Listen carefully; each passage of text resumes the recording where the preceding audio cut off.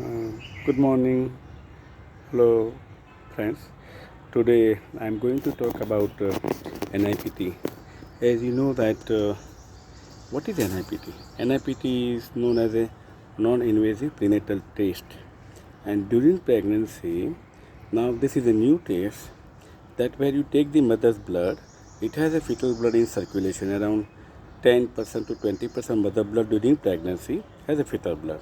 So when you take the mother blood, you separate out the fetal blood from that, and from that you just separate the fetal DNA, and that will directly reflect the status of the child in the womb.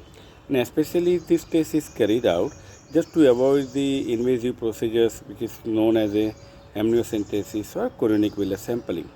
Though we say it is an invasive procedures, obviously but it has a very minimal risk nowadays with the advancement of fetal medicine. The invasive procedures also has got hardly 0.1% or 1% chances of fetal abortion. Otherwise, it's very safe. But still, those who do not want to undergo this invasive test, the NIPT is done. Only problem is that when you take the mother's blood, it can reliably detect the trisomy 13, trisomy 18, trisomy 21, and X and Y. But all other chromosomes you can't detect in NIPT, at least till date. It is not a reliable. Some people do claim that NIPT can be utilized for the microdeletion, but that is a false claim. There is a lot of error in that, so do not rely on that. Only NIPT is, and again, it is a screening test. So once you get the, no doubt, it has got a sensitivity, specificity around 99.9%, but still it is called as a screening test. So once your NIPT test is positive, at least you need to get confirmation by the confirmatory amniotic fluid studies.